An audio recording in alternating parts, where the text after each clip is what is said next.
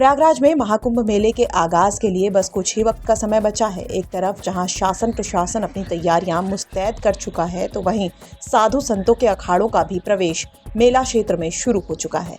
इसे छावनी प्रवेश भी कहते हैं और इसकी भव्यता देखते ही बनती है। पहले जूना अखाड़े ने कुंभ मेले क्षेत्र में प्रवेश बेहद भव्य अंदाज में किया और उसके बाद श्री पंचदशनाम आह्वान अखाड़े की पेशवाई यानी छावनी प्रवेश यात्रा निकाली गई।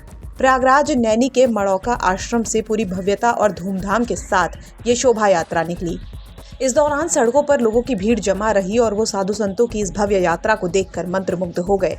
लोगों ने नागा सन्यासियों का फूल मालाओं से स्वागत किया और उनका आशीर्वाद भी प्राप्त किया। सबसे बड़ी विशेषता ये है कि शंकराचार्य जी द्वारा स्थापित सभी अखाड़ों की शुरुआत श्री पंचदशनाम आह्वान अखाड़े से हुई है।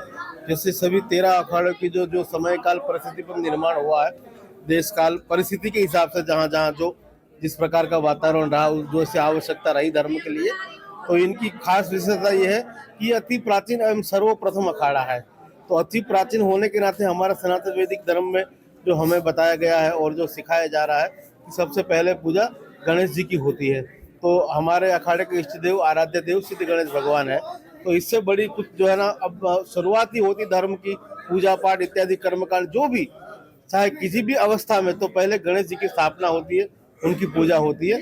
इसलिए अखाड़े की सर्व बड़ी उपस्थिति या जो भी आप समझते हो ये है कि वो सिद्ध गणेश भगवान इष्ट देवता है और उनका जो दिग्विजय निशान देवता भाले इत्यादि जो भी हमारा प्राचीन इतिहास रहा है कि जहाँ जहाँ धर्म की बात हुई है तो तन मन धन से सर्वोच्च बलिदान दे के धर्म की रक्षा के लिए सदैव और आगे आने वाले भविष्य में भी विशेष परिस्थितियों में तन से मन से धन से धर्म के लिए समर्पित भाव से हमारे अखाड़े के महात्मा लोग रहते हैं। बता दें कि 13 अखाड़ों में श्री पंचदशनाम आह्वान अखाड़े का विशेष महत्व है।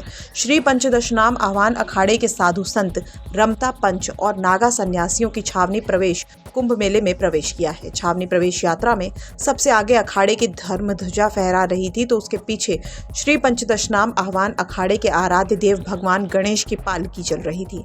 इसके पीछे नागा सन्यासी अपने अस्त्र शस्त्रों के साथ पेशवाई के बीच में जगह जगह रुककर युद्ध कौशल का भी प्रदर्शन कर रहे थे। प्रयागराज से आनंद राज की रिपोर्ट, यूपी तक।